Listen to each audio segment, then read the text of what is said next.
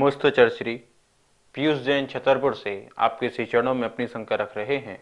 हे गुरुदेव, जब एक साधु अपने मुख से दूसरे साधुओं की निंदा करते हैं और अपने आप को बहुत बड़ा तपस्वी कहते हैं और दूसरों को भ्रष्ट कहते हैं, उस समय बहुत ही परिणाम खराब होते हैं, तो हम अपने परिणामों को उस समय कैसे संभालें? कृपया मार्गदर्शन दें गुरुदेव।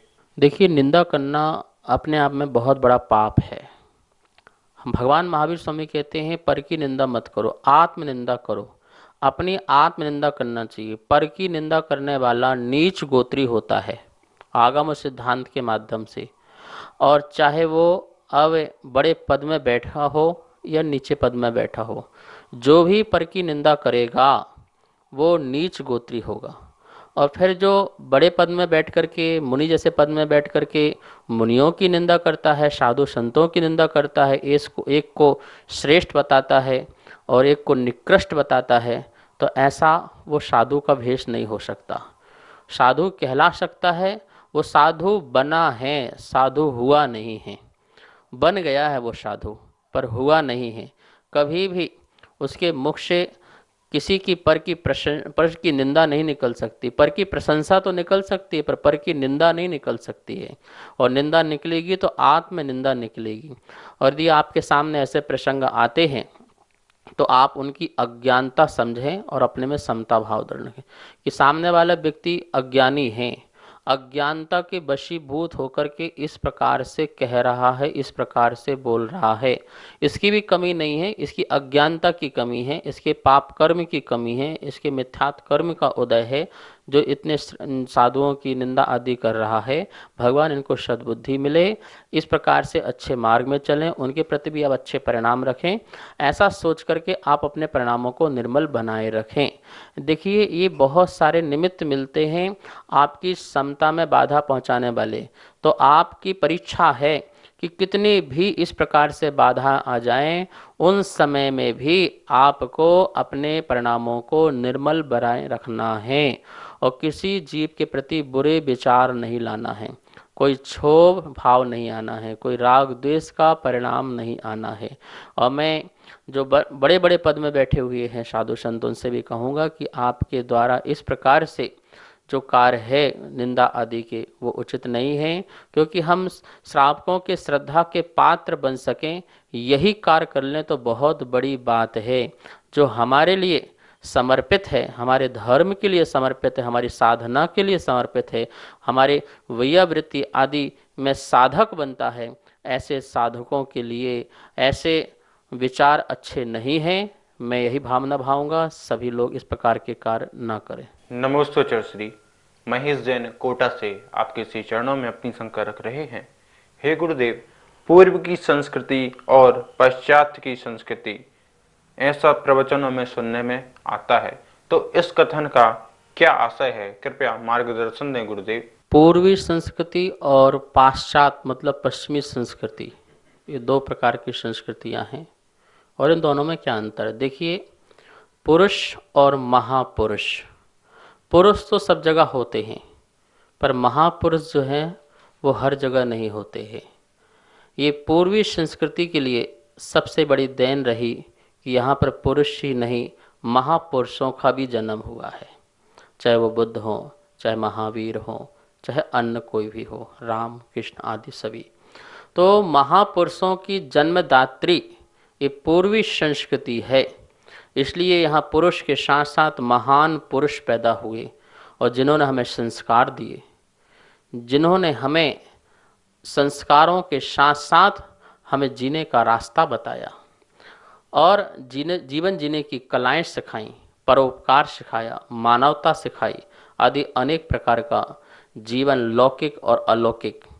तो ऐसे महापुरुषों का जो संस्कार है, हमको जीवन में अपने को कानों में सुनाई दिया बचपन से, तो ऐसी संस्कृति में जीना एक अपने आप में एक बहुत बड़ी बात है।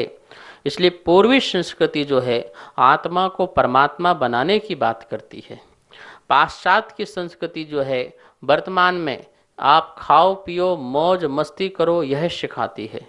लेकिन जीवन को मनोरंजन नहीं आत्मरंजन बनाने की कला पूर्वी संस्कृति सिखाती है।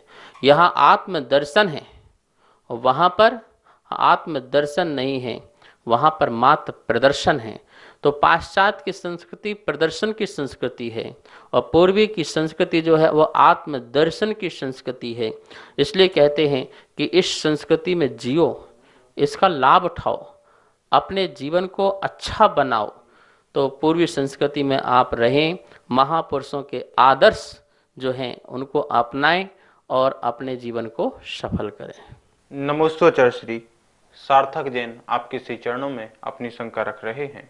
हे गुरुदेव, सड़क में किसी व्यक्ति का एक्सीडेंट देखकर उसके बचाने के परिणाम होते हैं, लेकिन उस समय परिणामों में बहुत आकुल व्याकुलता होती है।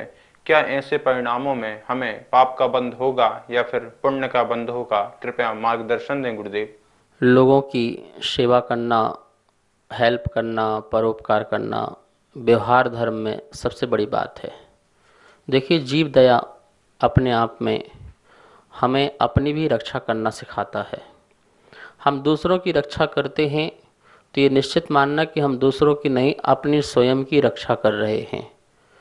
हम अपनी रक्षा करने के लिए ही दूसरों की रक्षा कर रहे हैं, ऐसा चरणान योग कहता है। तो हम इस प्रकार से किसी जीव को बचाने में आकुल व्याकुल होते हैं। मान लो कि आप रास्ते में जा रहे हो, एक्सीडेंट हो गया और उसको बचाने में आप कितने आकुल व्याकुल हो गए कि एम्बुलेंस किया जाए, किस अस्पताल लिया जाए, इसका उपचार किया जाए, और आप बहुत बेचैन हो रहे हैं, बहुत परेशान हो रहे हैं। पर उस सब बेचैनी में, उस आकुलता व्याकुलता में आपके परिणाम क्या हैं? सबसे पहले बताइए। आपके निरंतर परिणाम यही हैं कि यह जीव बच जाए, इसके प्राण बच जाएं, इसके कष्ट और संकट जो है दूर हो जाएं। ऐसे दया के परिणाम हैं आपके, करुणा के परिणाम हैं आपके। तो दया करुणा के परिणाम से उस समय आपका पुण्य का बंध बंधेगा, पाप का नहीं। आप सोचो हम कितनी आकुलता व्याकुलता ले रहे हैं, बड़े बेचैन हो रहे हैं, टेंशन में हैं, तो उस समय हमारा पाप का बंध हो रहा। पाप का बंध क्यों होगा? क्यों आपके मारने के भाव हैं उसके? क्या जो पाप का बंध होगा? आपको बचाने के भाव हैं, इसलिए उस समय आपका पुण्य का ही बंध होगा। और ऐसा पुण्य का बंध होगा कि कभी आपके जीवन में कभी संकट इस प्रकार से आए तो हजारों लोग तुम्हें बचाने के लिए खड़े रहेंगे, तुम्हारी सेवा करने के लिए खड़े रहेंगे, तुम्हारा उपकार करने के लिए खड़े रहेंगे। तो यदि हम विश्व के कल्याण के बारे में सोचते हैं तो हमारा कल्याण तो अपने आप हो जाया करता है। सबके अच्छे में हमारा अच्छापन होता है, ठीक है ना? तो सबके भले में हमारी ही भलाई होती है। तो कभी ऐसा अवसर मिलता है तो आप हमेशा दया परिणाम करके उसका उपकार करें, परोपकार करें। यदि आपने उस समय परोपकार नहीं किया, उपकार का कार्य नहीं किया, तो आप अपने जीवन का अपकार करेंगे। जीवन भर यही सोचते रहेंगे, देखो मैं कुछ कर सकता था, मैंने नहीं किया। तो ऐसा परिणाम आपका रहेगा। आप अपने आप के प्रति जो है अच्छे भाव रखें और ऐसे दया करुणा के परिणाम के अवसर मिलते हैं तो उसमें अवश्य ही करें। और उस आकुलता का फल आपको पुण्य ही है, पाप नहीं है। इस बात को जरूर ध्यान रखना।